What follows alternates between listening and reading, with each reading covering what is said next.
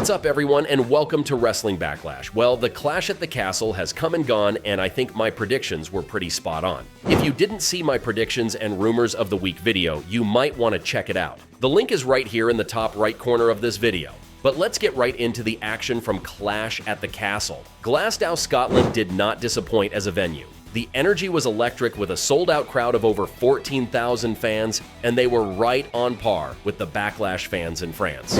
It's very clear that the WWE is ready to expand their global footprint, and I know I'm ready for more of these foreign crowds.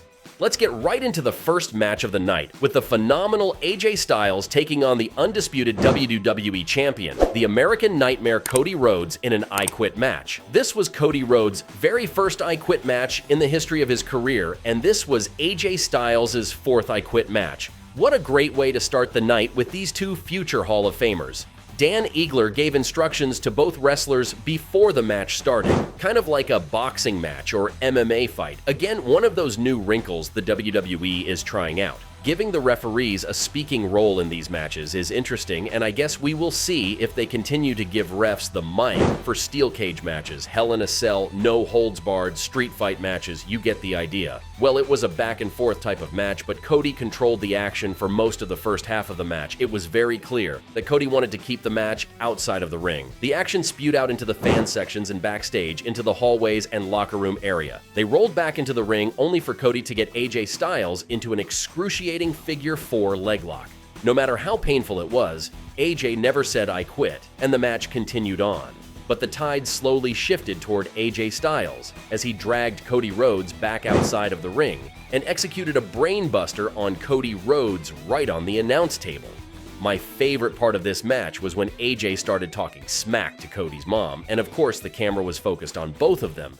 But as they came back to Cody, guess what happened? Cody's face was busted wide open. Back to in-ring action, and they exchange punches and kicks to the face, but still no one quits. So AJ had no other choice but to get the chairs into the match. AJ sticks the chair inside Cody's head and does a knee drop on the chair and right on Cody's head. Cody Rhodes still refuses to say "I quit." AJ said screw that and whipped out a kendo stick in his belt and started beating the crap out of him, topped off with an STF. The ref kept asking Cody, "Do you quit? Do you quit?" No response from Rhodes. He was out cold from the STF, and AJ Styles thought the match was over, but Cody never said "I quit."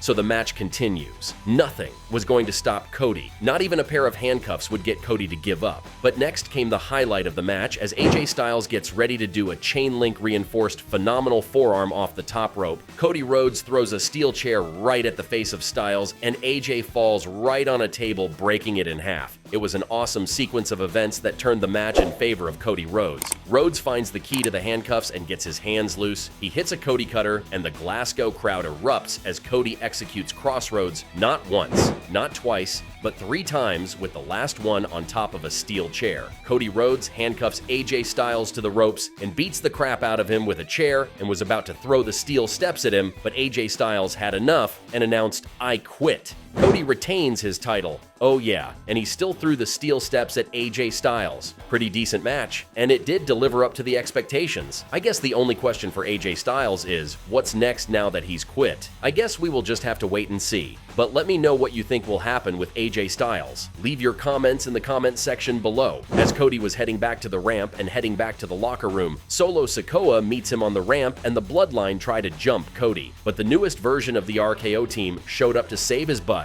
and run the Bloodline off backstage. I think we will be seeing Randy Orton and Kevin Owens facing off against the Bloodline very, very soon.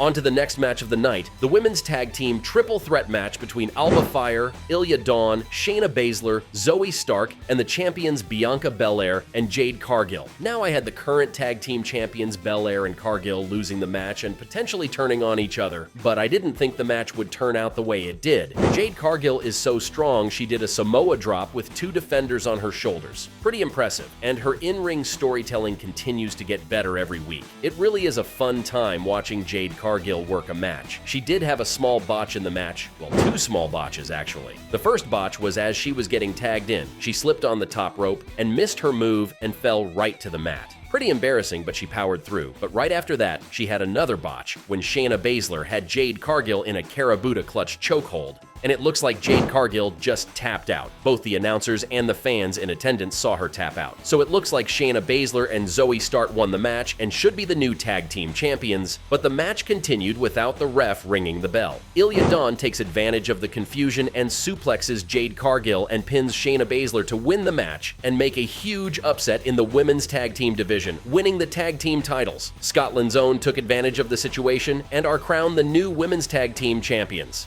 Congrats, ladies. Job well done. The Intercontinental Championship match is up next, and I think we all know how this one is going to end. This storyline has had a slow simmer for months now, and the only question is, will Otis finally man up and turn on Chad Gable? Will today be the day that Otis flips and becomes his own man? Well, it started off looking that way. Sami Zayn is so over with the Scottish crowd, it would be hard for Chad Gable to win this match. Chad Gable has never won a singles title match in his entire career, and tonight was more of the same from the former Olympian. Gable puts Sami Zayn in an ankle lock outside of the ring. As Sami Zayn counters and kicks out of it, Maxine Dupree accidentally get her leg ran through. Otis thinks it's Chad Gable again and says enough is enough and scoops up Maxine Dupree to head back to the locker room. Sami Zayn hits Chad Gable with a hell of a kick and pins Chad Gable to retain his Intercontinental title. Gable is left alone in the ring and left pondering where does he go from here.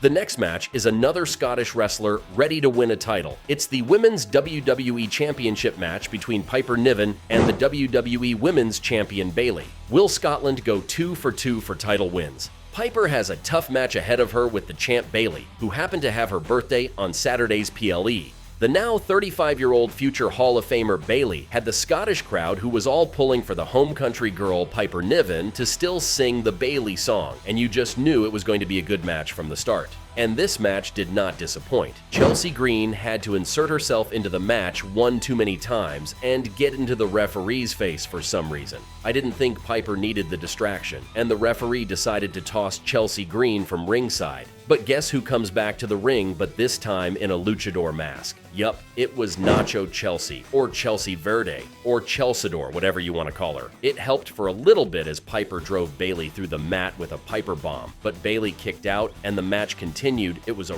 really good match, and Piper was carrying her own weight in this match. But Bayley's experience was too much for Piper as Bayley pins Piper with a crucifix driver and pin to win the match and retain her women's title.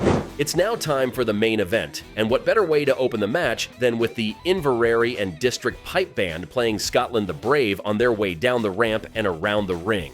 Wade Barrett had the funniest quote of the night when he said, "Bagpipes should be exclusively restricted to Guantanamo Bay. Love them or hate them, it was cool to watch the bagpipes play tonight." The dual citizen challenger, Drew McIntyre, was ready for one of the biggest matches of his career. He has the entire area behind him, and the crowd gave an enormous pop during Drew McIntyre's entrance.